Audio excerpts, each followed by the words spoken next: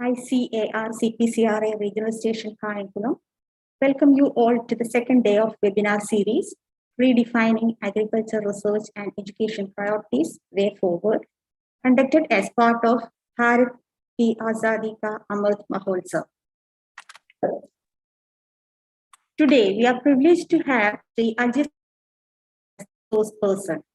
He will be sharing his views on food, water, how it influences in redefining the agriculture research and education priorities in the post-pandemic India. Sri Ajit is the India Country Coordinator of Water Resource Group 2030 World Bank. He's a senior specialist and has worked for leading global agricultural policy research and development organizations in CGIAR, ADB, and the UN. He's a recipient of Fellow US Government. He has a graduate degree in public administration from the School of International and Public Affairs, Columbia University, New York. He joined College of Agriculture, Vellani in 1996, completed his graduation from Kerala Agriculture University and Masters from ICAR India, Karnataka. Sir, we are eagerly waiting to hear from you, and I'm sure that his knowledge, leadership, and vision towards future India will be a motivation to the participants of this webinar. So we have candidates representing 41 agricultural colleges spread out in 12 states of India. On behalf of the organizing committee, I welcome you, sir, for your talk. Welcome.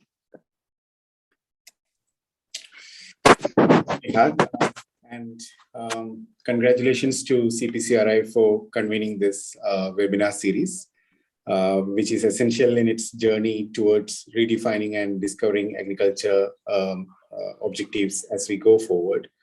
So congratulations to CPCRI and thank you for having me. I'll try my best to meet the expectations from the audience. I know that it is an audience that is comprised of students or graduates from agriculture universities across India, along with staff from CPCRI. So this presentation that I have here is meant to be a kind of experience sharing rather than talking about theories or concepts in agriculture, agronomy, or crop production. So this is more about on-the-field experiences. And while I share these experiences, there are interesting cases that you could pursue in your graduate research or in your PhD research, which are more from the applied perspectives. So there are cases, there are questions that are raised during the intervention or when interventions are planned.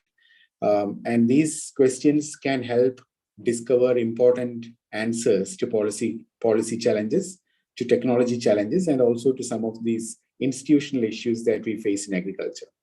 So my request here to the audience is when you look at a specific issue or a point that is raised in a certain slide, what you need to do or what you need to understand is from a larger perspectives to understand the issue from a perspective of agriculture and not just look at it from the lens of agronomy or pathology or water management or extension for that matter.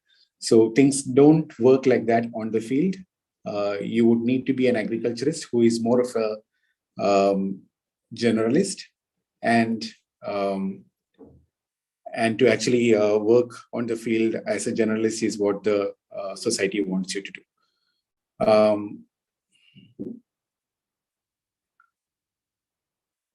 Yeah, so Nihat, I think you will be managing the slides, right, from CPCRI? Yes, sir. Sir, please switch on the video, sir. Oh, sure.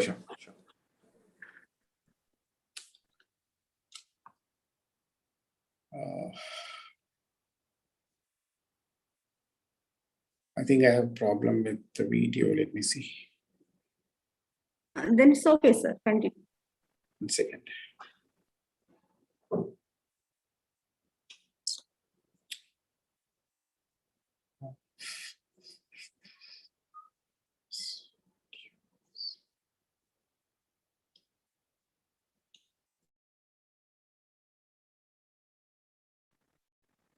Sir, it's okay, sir.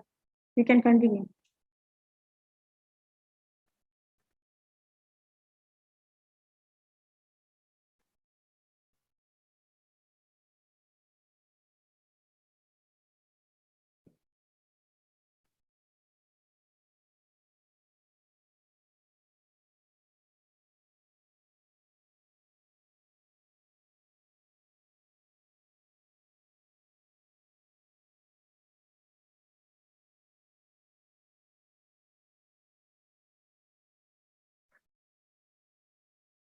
Sir?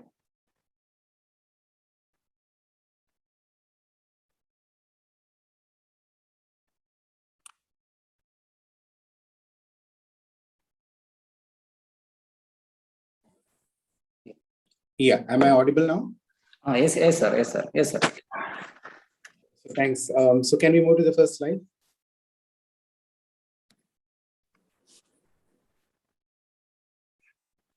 The next one.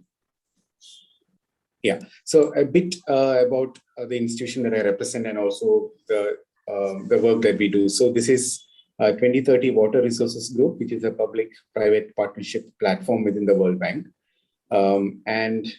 This platform specifically addresses water security issues that cuts across multiple sectors. So when you say water security, it's not just confined to agriculture, it's also something that has to be dealt with in the urban space, in the industrial space, and also in the agriculture space. So looking at the water use, you have multiple users. So in this slide, you can see that there are, as members of the platform, you have multilateral development banks, including African Development Bank, the Inter-American Development Bank, World Bank, IFC, and then you have all the UN organizations and the civil society organizations, plus the private sector. So the idea here is that you need to bring all the stakeholders together, including the private sector, the government, the multilateral institutions, the UN, to find a solution to some of the issues that we face in the water sector. So we can't expect just one actor, just the government alone, or just the private sector alone, or the civil society alone to work and find solutions for agriculture and water. So that's the spirit of this partnership. Can we move to the next one? Yeah, so the previous slide talked about a global coalition. And now what we see here in this slide is what we have on the ground. So when I say on the ground, we work with the states, the state governments. And what happens if you actually imagine that the global configuration, the slide that you saw earlier, if you imagine that kind of an association to happen at the state level, how would it look like? It would look like the slide that we see right now here, where you have the chief secretary, the principal secretaries of the line departments, private sector, civil society, and then finally you have the regulator. The regulator, in some states you have a water regulator, in some states you don't have it. So it is actually this kind of a platform. And what does this do? This actually helps in coordination between the different departments so that it all works under one leadership, one chain of command, and helps in coordinating and meeting the objectives of the program.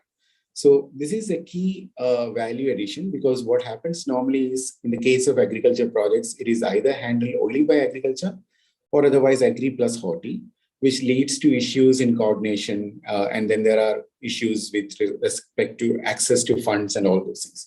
So if you have a unified chain of command like this, then what happens is then there is better coordination for implementation of the programs. So this is called a multi-stakeholder platform. And this is right now operational in 5 states in India: Uttar Pradesh, Karnataka, Maharashtra, and Madhya Pradesh. The 4 of them, and Punjab is currently looking at the process of replicating it as well. Can we move to the next one?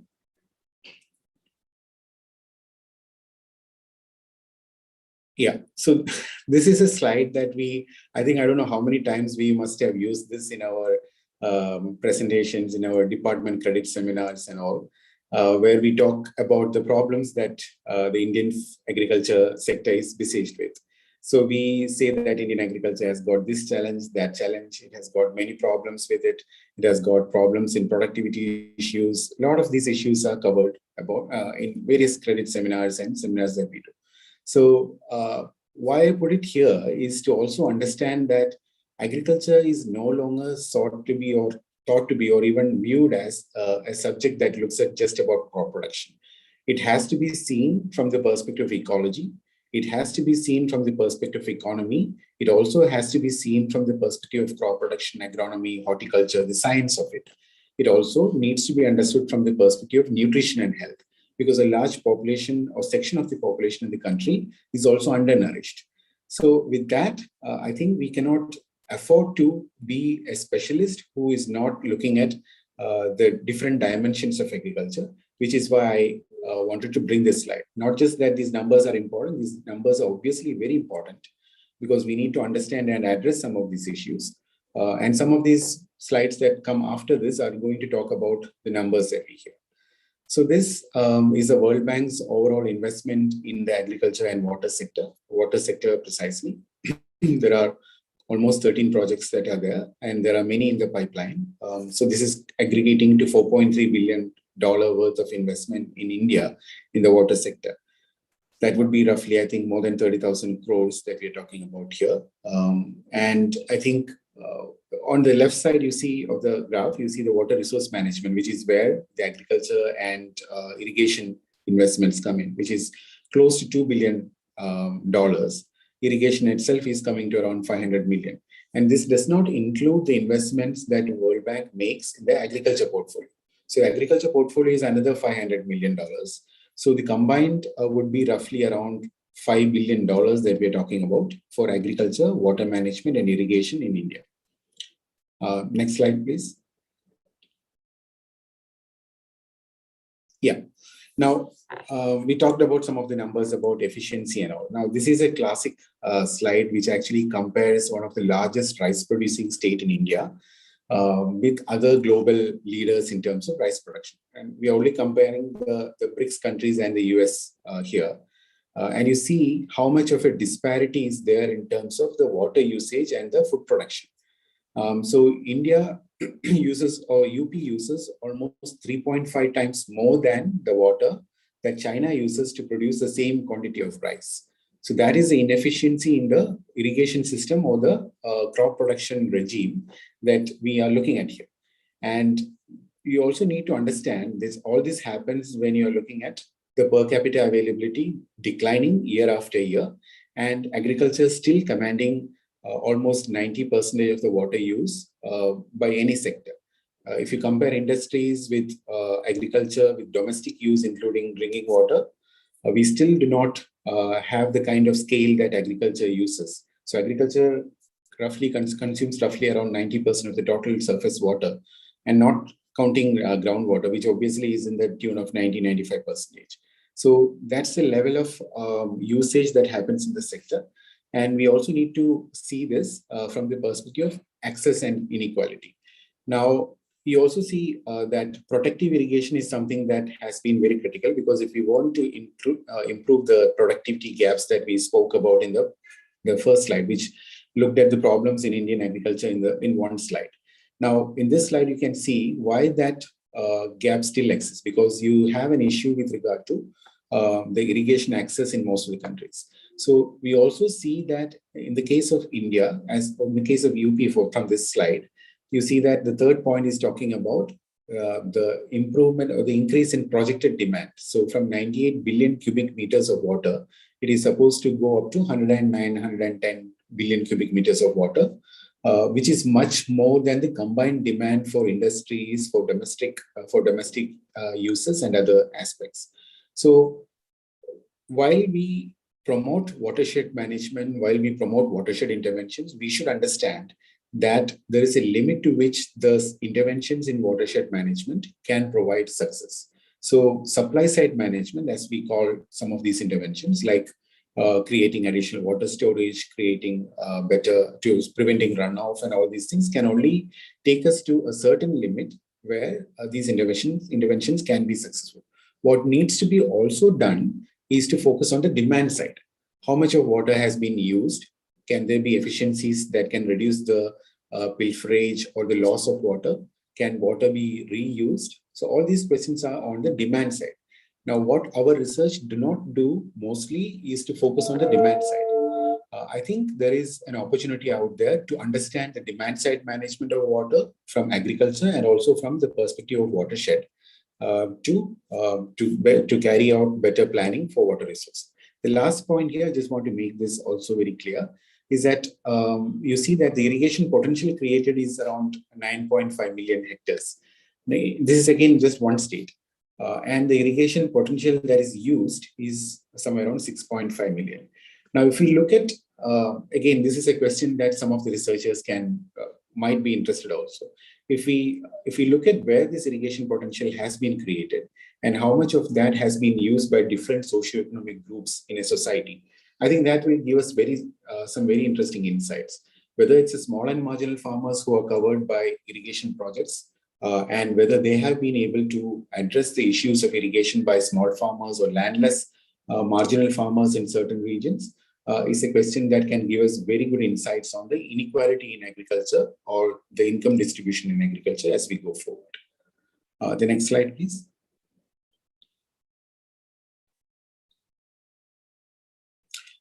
This is again just a reiteration of what we said before. I also want to say that as our per capita water availability is declining or decreasing year by year or day by day, we also need to understand that we cannot create infinite amounts of storage. We cannot add infinite amounts of water to the overall equation.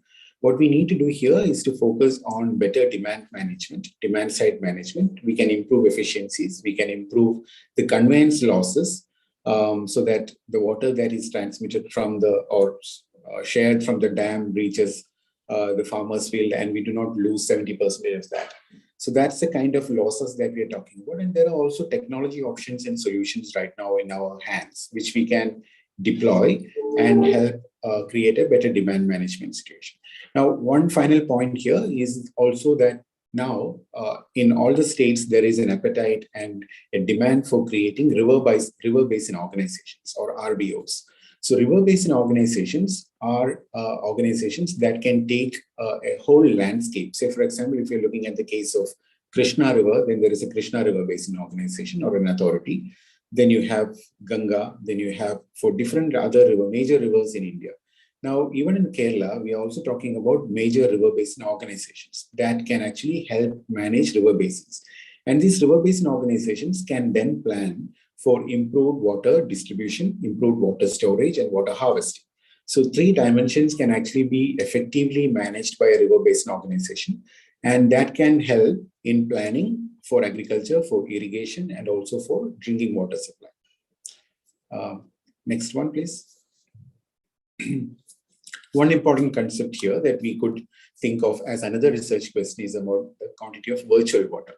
Now, we talked about how UP as a state has been inefficient in terms of, and this is not just about UP, almost all the states in India are kind of inefficient when it comes to water use in agriculture.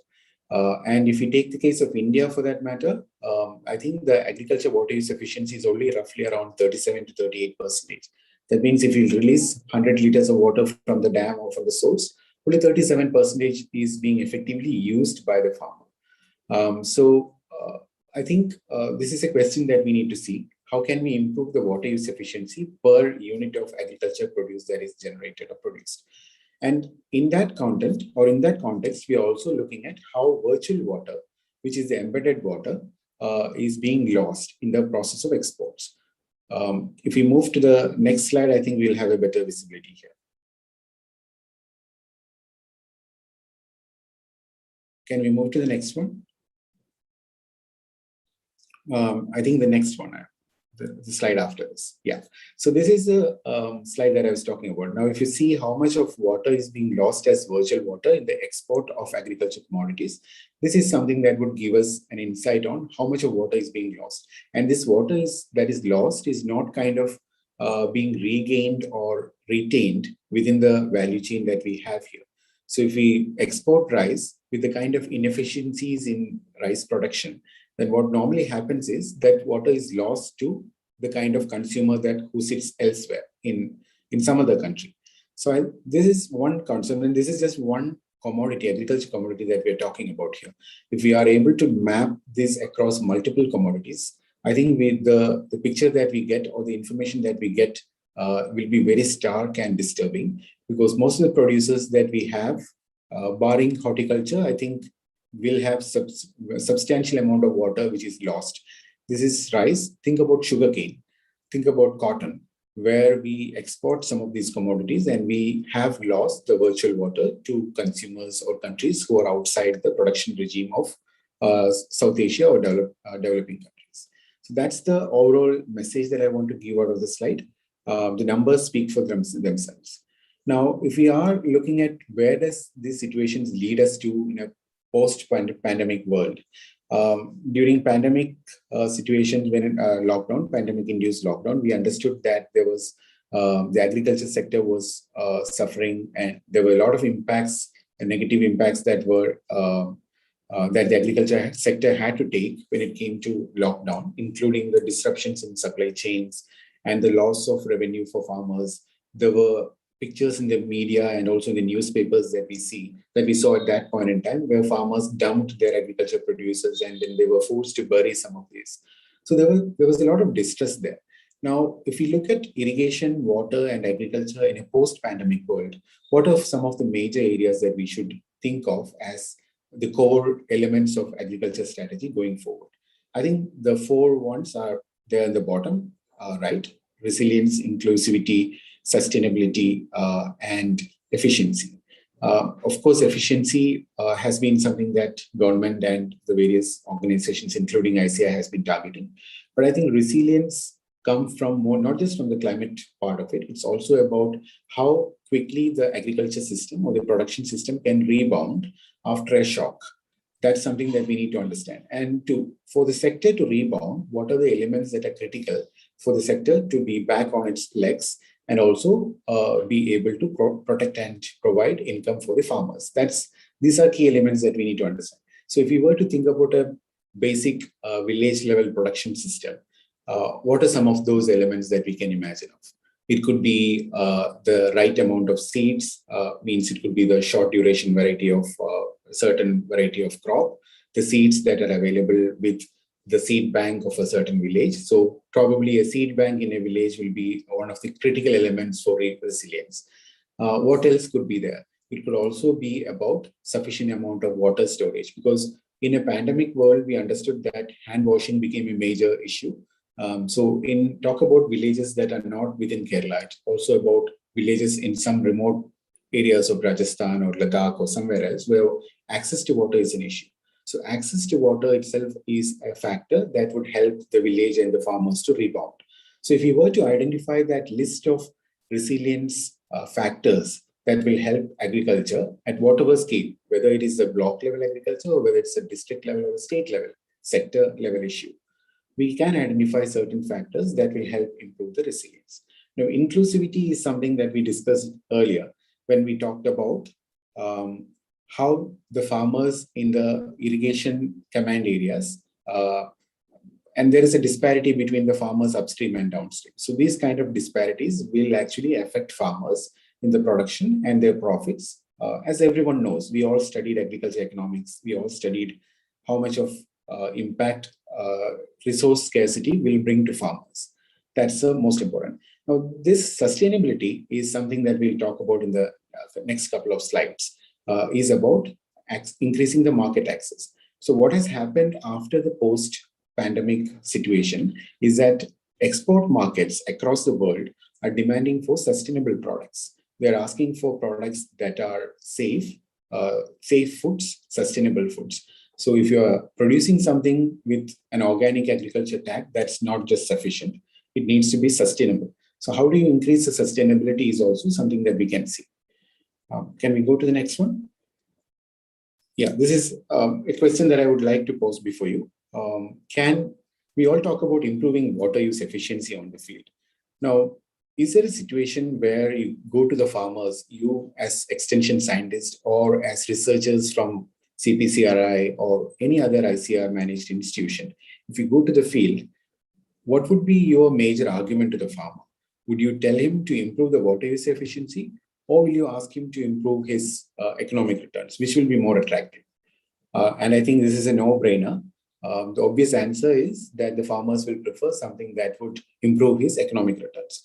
But can there be a situation where you can combine both, where you approach water economic returns, better economic returns through better water use efficiencies. So here are some examples from the field. This is a concept that is catching momentum, and this is not new. It is a concept that is being discovered in different parts of the world called FLID, farmer-led irrigation development.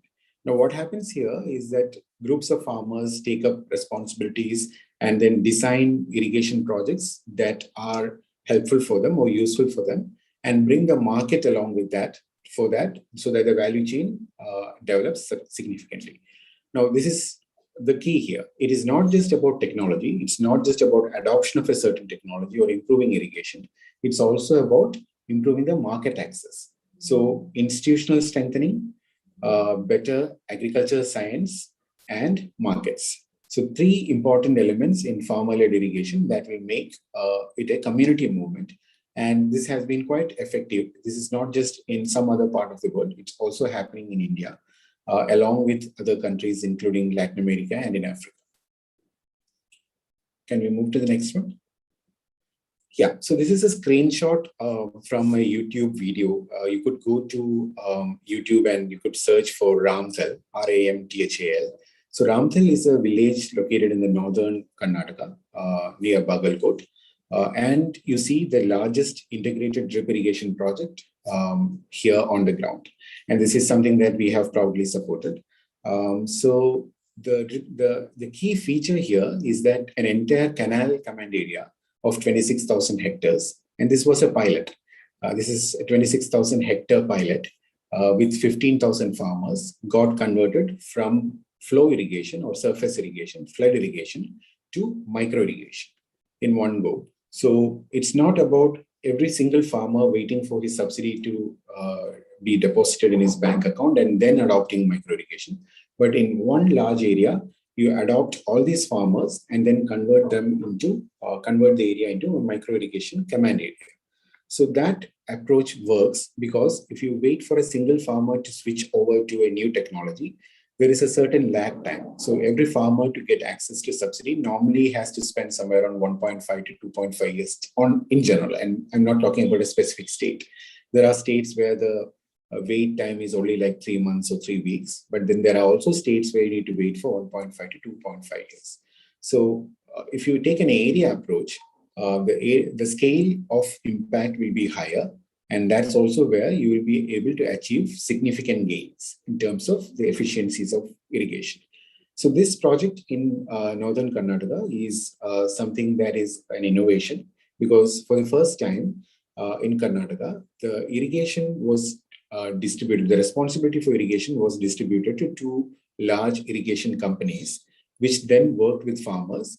And there is a service that is offered to the farmer by giving him not just the water, but also some extension support, agromet advisories, and also linking the market to the farmers, so that whatever the farmer produces using micro irrigation is taken up by the market, and there is a proper planning, which we can see in some slides later.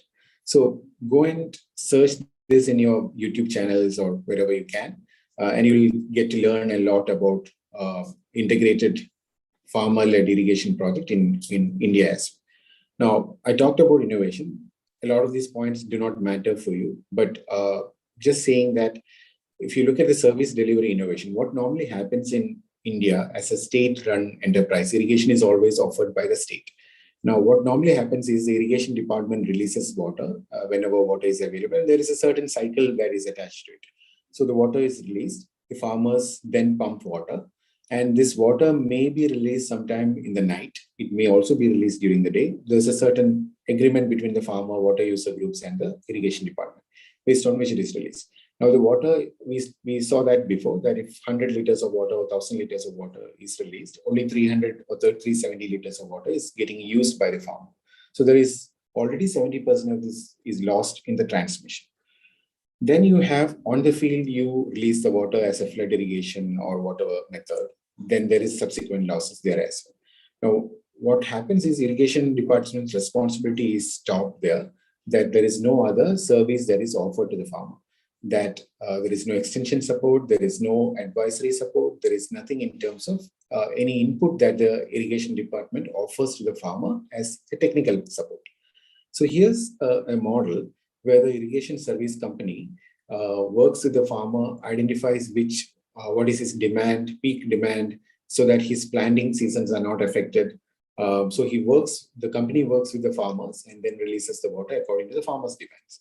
And then along with that, the company also understands what are the demands of the farmers in terms of inputs, seed, credit, technology, tillers or nippers or whatever that is. And then identifies which crops the farmers are going to grow in this season and then connects them to the market buyers so that there is a proper conversation between the market buyer, the farmer, the company, and the government. Because normally in a contract farming, you know that the farmer enters into a contract with the company. Sometimes the company breaches the contract, or otherwise the farmer breaches the contract due to different reasons. Now, in this kind of a model, what happens is the government stays in between. So the company also will not breach the model, and the government also will ensure that the farmer stays committed to the contract by producing the kind of quality inputs produced that the company wants. So that's a service delivery model. So what I am trying to emphasize here is that not just look at agriculture inputs as one-off inputs, it also needs to be seen as a service, because farming has to be seen as a service, or input provision has to be seen as a service for the farmer, which will then make the farming much more remunerative and attractive for the farmer. And the last point here is that even during the time of COVID, what happened was the farmers were able to reap their harvest and they could earn 75 crores in profit during the last lockdown. And this is Karnataka. And you see what happens here. So as soon as the farmers switched over to micro irrigation, what normally happened was that the areas that were traditionally cultivating cotton, red gram, and sugarcane have now diversified into 12 to 14 different crops. We all have been advocating crop diversification as a resilience strategy and also as a water management strategy, also from the perspective of soil fertility. But things don't happen just because that the market pull or the ability of the market to pull that demand is something that always doesn't happen. In this case, in this kind of a model, what happened is when the farmer and the market connected, the farmer understood what are the crops and products that the market wants. And then the farmer adjusted his cropping or diversification pattern to suit the market demand, which then led to the promotion of entire areas of organic agriculture, and then also vegetable products and horticulture products that are in demand by the market. The first one is another innovation, which is kind of like a soil conditioner made out of crop products, crop waste. So these are innovations that the farmers are now embracing after they switched on to micro irrigation. So what I'm saying is that we have learned, or we have studied, we have researched a lot about agriculture technology adoption. And we always say that farmer is adopting less, farmer is adopting not significantly. But we fail to understand that the market-led pull is one factor that would dramatically improve the adoption of associated technologies. Now you see on the right extreme top that the farmer is using a solar-powered mechanical nipper, which will help nipping and also save his labor cost. In the bottom left, you see farmers themselves have raised nurseries for horticulture products, including horticulture crops, including tomatoes and other vegetables, where they are distributing these to farmers who want to cultivate in the command area. So the diversification happens because of the technology, but then that sustains, and it also embraces other technology when you have a market pull for that. The other two is one slide on the right, bottom right, is what you see as advisories given by the irrigation companies to the farmers in Canada. And then the middle, the picture in the middle is something that it is led by a joint director agriculture, and various departments, including horticulture and irrigation departments, take part in a coordination meeting on a bi-monthly basis and then plan and work with the farmers. So this is a farmer-led irrigation development project in action. Can we move to the next? Yeah, so these are two concepts that I would just place before you. Again, from the perspective of research topics. So increasingly what is happening is we are not looking at single farms. We are not looking at a group of farms which may be roughly around 20 hectares or 50 hectares or 100 hectares. What we're looking at is scale. And for the scale, we need to have larger units. And where are these units located? These are located within river basins. As we said before, that there are river basin organizations now. And then there are also landscapes. So we need to think about scale. If you need to make an impact at the level that you want to have for the research program, I think it has to be at a significant level. So that is where river basin and landscapes come up as units of intervention. Can we move? Yeah. So the obvious approach here is taking the principles of agroecology. We need to understand the landscape dynamics. We need to understand the ecological flow of rivers. We need to understand whether there are pollutants that are released by agriculture into the rivers and polluting the water bodies. Almost 60% or 80% of the water bodies in India are polluted because of nitrates that are leaching from agriculture fields. Then there are phosphates and other pollutants as well. In certain regions, geogenic contaminants, which are like arsenic and other heavy metals that leach into the crop products and get transported into the products and then subsequently enter our food system. So there are interactions that happen at both levels, one from agriculture to the ecological area or the landscape and river basins, and secondly, from the landscape to the food chains. So these are dynamics that we need to understand better, because companies and sustainability, we understood that the 4 pillars in the post-pandemic world are resilience, inclusivity, sustainability, and the economic aspect of it. So if you were to improve the sustainability, then sustainability can be better improved through better agroecological planning. Can we move to the next? Yeah, so there are accepted analytical frameworks, global analytical frameworks, including the economics of ecosystems and biodiversity, the TEEB, and other ecosystem services guide, and all these that the UN, FAO, and others have produced. So I think it's important to understand landscapes from the perspective of ecosystems, because agriculture can no longer be seen as a production enterprise. It is not an enterprise alone. It is something that is embedded into an ecosystem. So if you were to use a harmful pesticide 35 years ago, probably not many would understand what the harm is to the environment, and not many would have raised an alarm. But these days, if it enters the ecosystem around your farm, then there are many people or many institutions or even the courts that get into litigation, and then there will be cases filed because there is a pollution that impacts people around your field, upstream and downstream. So even if there was no one watching you, I think what you do is important, because it is something that will be core to the integrity of the production system in agriculture. So what I'm trying to say here is that if you were to talk about sustainable agriculture in the future, sustainable agriculture is not just about using reduced amounts of fertilizers and reduced amounts of water. It is also about being responsible to the environment and ecology around you. And we have learned this through different means. In our agriculture courses and curriculum, we have learned about integrated pest management, integrated weed management, integrated nutrient management. But I think sustainability, to imbibe these factors, would need to be responsive. Next slide. Yeah, so this is again an intervention that is happening at landscape level or river basin level in Maharashtra.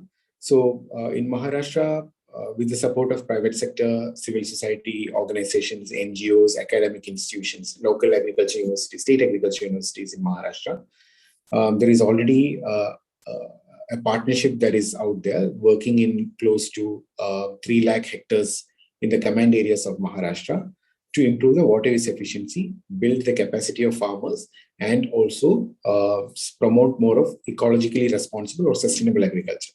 So in the top left, you can see that this is more about promoting water use efficiency in onion crops, in sugarcane, in cotton, which will then fetch a higher value in the export market. Now, what also happens here is that there is a bundle of extension services and crop advisory services that go along with it. So you could see that there are many innovations happening, that women farmers are trained in using agriculture machinery, including tractors. then drip irrigation, micro irrigation kits are provided to farmers, and there is increased adoption of those technologies. Better seeds are now being purchased by farmers. There is much more income, and there is a dividend that the farmer is reaping out of it. Now, along with that is also the question: how much of this knowledge is transferred to the farmer? Whether the farmer is aware of the interaction with the river basin or the landscape.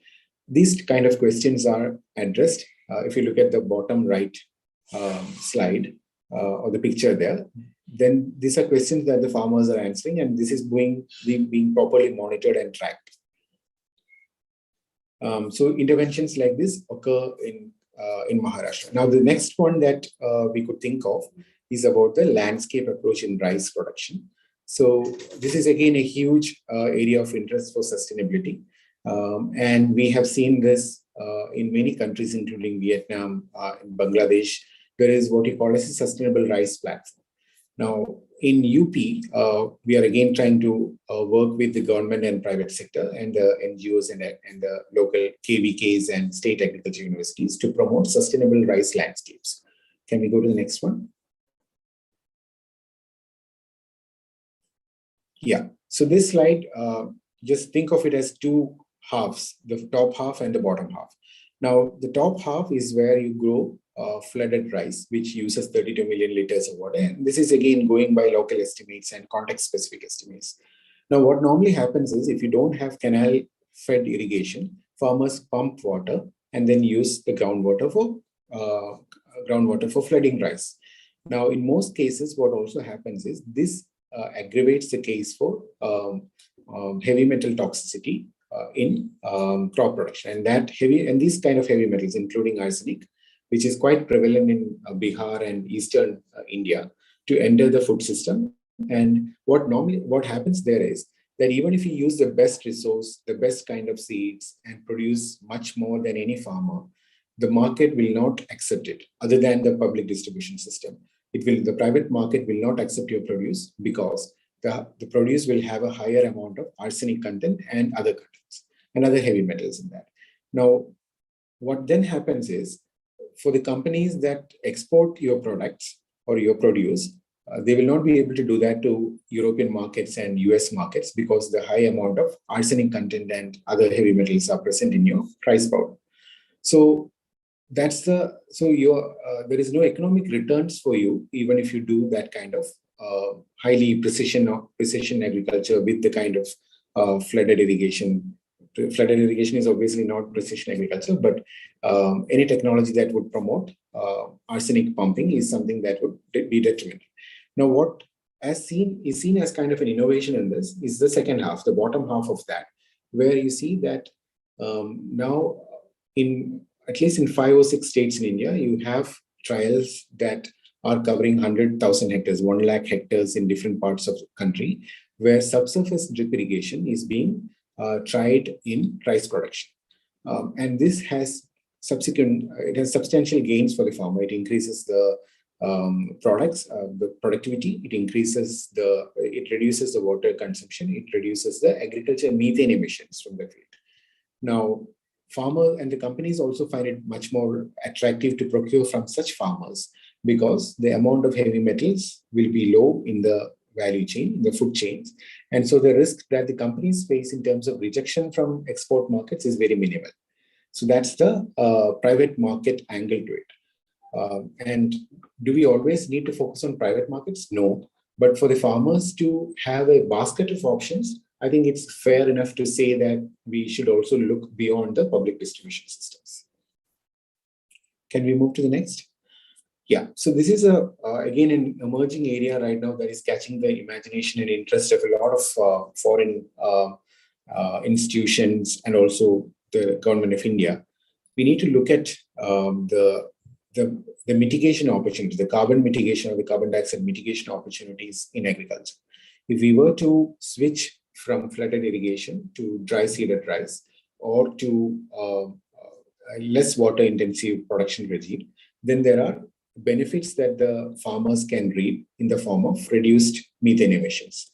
Now, what happens is reduced methane emissions. These are all, if you look at this checkered box, you can see different technology options or different practices. Now, some cost you high, at the same time give you very low returns in terms of emissions.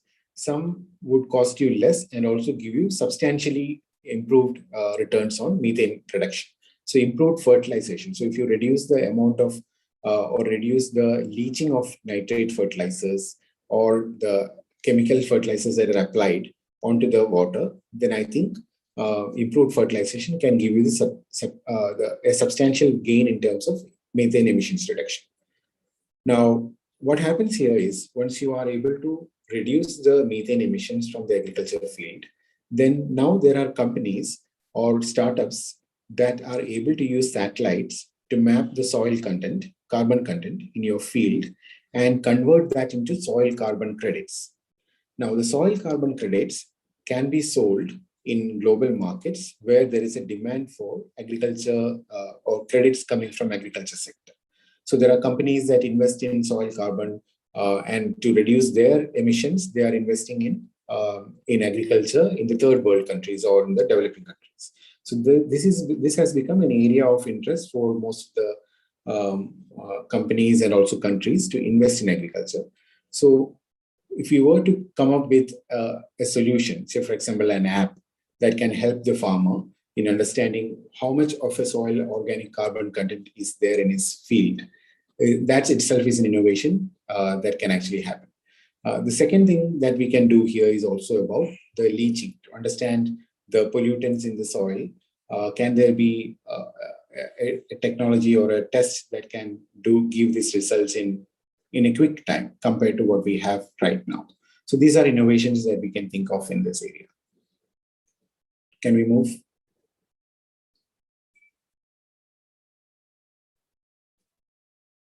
Can we move to the next slide? Yeah. So all I'm saying here is that if we were to do these kind of interventions in the field, a traditional agriculture department or a traditional horticulture department, or for that matter, an irrigation department alone cannot do all these things. For to expect an irrigation department to map the soil organic carbon and to take it to a global market is impossible, because that's not the mandate of the irrigation department. So what we need to think of is, as we go forward, is to build partnerships. So build partnerships with startups, build partnerships with research organizations, build partnerships with market players and market organizations that can help create the right incentives for the farmers and the institutions to switch. I think the crux here is in identifying the right amount of partners, the right partners, and having a proper coordination between these partners, because you can't bring 25 different input agencies and work with 25 different input agencies. What you need to do is to create a coordination mechanism with the government, the private sector, and the NGOs and research institutions, so that they take a periodic review or assessment and then move forward. So partnerships holds the key in terms of unlocking the many cross-sectoral benefits. Can we move forward? Yeah. So again, this is from the context of rice that we talked about. So here you see that there are different partners involved, and I'm using the case of Africa here because there is a coalition for African rice development, and we do not have something like that here in India at the national level. So obviously there are government-run initiatives, but then you do not have a private sector, NGO, academic think tank driven initiative. So what you see here, if you were to promote sustainable rice, who are the key partners? We are talking about methane reduction. So Global Methane Initiative is an intergovernmental organization that works to reduce methane. So maybe they are one of the partners. I'm not saying that they're only partners. They are probably one of the partners that we can think of. Then there is the card equivalent of organizations. We could think about startup associations. We could think about industry associations. So can we bring some of these partners so that the market comes along is a question there. The third actor here is a sustainable rice platform. Because if you want to sell your product in the international market or in any market, in the national market as well, as a sustainably produced crop or a sustainably produced output, then you need to have a certificate. That certificate needs to come from a credible organization. So in this case, the United Nations run this sustainable rice platform, and they offer sustainability certificate to sustainably produced rice. So if we are able to get that certificate, then the premium that your farmers will be able to generate from the export markets will double. And so that's the kind of benefits that the farmer can get. So working with some of the certification agencies can be a good option. And thirdly, and finally here, we're also looking at research organizations. So CGIR has got its own research programs that target rice, sustainable rice production. ICR has its own rice production programs. And then there is also consortiums that are built between these organizations. So you see the last picture here is a dry seeded rice consortium, which is in fact a partnership between CGIR, private companies, irrigation companies, and then also some of the farmer aggregates. So different combinations and institutions are there for us to look as models for application. Now, sustainable rice production, as I told you before, has been happening in India, and this is happening across India in different states, including Punjab, Telangana, Karnataka, Uttar Pradesh, using subsurface drip irrigation. And the farmers have said that the yields have improved at least 2.5 times in some of these areas.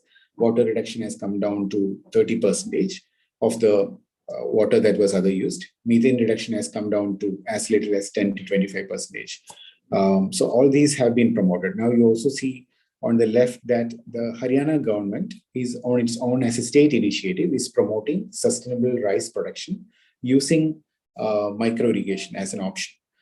So that there is a government scheme that promotes sustainable agriculture production in the state. Again, these are examples that we can look at. Can we move to the next one? This is the last slide. I'm thinking about, while we talked about rice, and why did we talk about rice? Because rice is the most dominant crop when it comes to any ecosystem that we have for agriculture. Most of the agriculture ecosystem, other than the hilly states, go for at least a crop of rice. So rice has got a tremendous value in terms of impacting the ecosystem and the landscape. Now, think about what can be done for the plantation side as well, right? Now you have coffee plantations, and this is perhaps not what you do in CPCRI, but again, there's a similar model. So coffee, if you look at these numbers, I think the first thing that we need to do here for any kind of intervention is to establish a business case. I'm not saying that we should just establish a business case, but there we should establish a case for action here. And that should include economics as its basic principle, because farmers would only switch if you have a strong economic argument for it. So here we can see how much inefficient the coffee production has been. And for coffee to be sustainable, there is enough and more opportunity around watershed management, again, around micro irrigation, and also around fertilizer management. So if we are able to convert some of these opportunities, what normally would happen is the main benefit would obviously be your improvement in yields. But subsequently, we could also identify a set of co-benefits. What are the co-benefits? The co-benefits could be in the area of irrigation, that you reduce water use. It could be in the area of climate change, because you're reducing the methane emissions or other leaching from other gases that get emitted from the field. And then you're also trying to bring down the footprint, the resource footprint for that crop. So we, in one of the earlier slides, we saw that how much of 3.5 times that UP is using more water than the next leading exporter for rice, China. So I think if we were to compare and contrast different agriculture products with regard to their ecological footprint, that itself would be quite insightful for climate change action, and also for resilience, building resilience in the sector. So there are models that can be done here. Again, here what we need to do is to build partnerships, because we would need, ICR alone cannot do all the work by linking markets and running the show.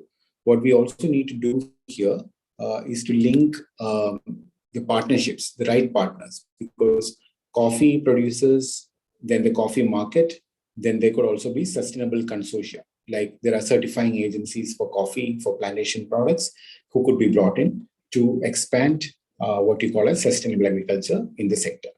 So I think that's all that I have to say, but just one final point before I conclude. I think what we need to do here as graduate researchers or students who are looking at interested in agriculture is to understand agriculture from the perspective of the sector, the larger sector.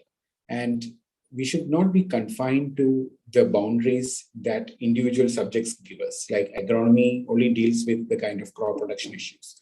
But can we then also combine agronomy with the technologies, the startups, solutions that are out there, and make solutions available to the farmers?